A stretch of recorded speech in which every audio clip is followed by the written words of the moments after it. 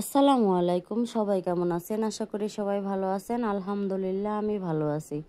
মানুষ যে কেমন, মানুষ যদি মুরগি নেয়, ডিম নেয়, টাকা দিতে আসে 3 মাস পরে, তারপরেও চাইতে যাই না।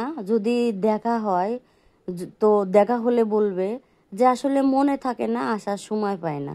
আপনারা বলেন, একটা মানুষ যদি 400, 500, 800, 900 টাকার মুরগি নেয়, তো সেই মুরগির টাকাটা দেওয়ার কথা কেমন করে মনে থাকে না?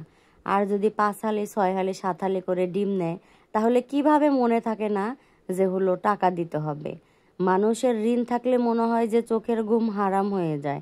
আমার মনে হয় যে জীবনে আমি 1 টাকা যদি কখনো ঋণ করি, কখনো তো ঋণ করি না, তারপরেও মনে হয় যে কোনো কিছু কিনলে টাকাটা যদি আমি ঘুরে এসে দিতে দিতে যদি তাকে না পাই, না পাওয়ার কারণে দিতে না পারি, মনে হয় যে আমার সারা রাত ঘুম হয় না। আর মানুষ 2 মাস 3 মাস চলে যায়, ডিমের টাকাও দেয় না, মুরগির টাকাও দেয় না। আবার দেখা হলে এরমভাবে কথা বলে যে মনে হয় আমারই, মনে হচ্ছে যে আমি ওরা আমার থেকে টাকা পায়, এরকম একটা ভাব করে। আর আরেকটা বিষয় হচ্ছে যে যখন আমি দেখা যায় যে ডিম দিতে চাই না, মাঝে মধ্যে দেখা যায় যে টাকারও সংকট হয়।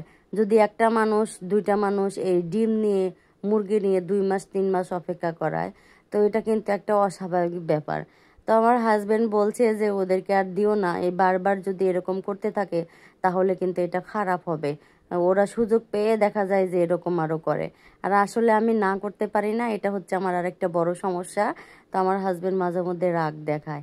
তো তারা আবার কৌশল অবলম্বন করে, বাচ্চা দিয়ে পাঠায়, মানে ছোট ছোট বাচ্চা। জানে আমি বাচ্চাদেরকে আরও না করতে পারবো না, মানে কৌশলের পরে মানুষগুলো কৌশল অবলম্বন করে কিভাবে বাকি খাওয়া যায়।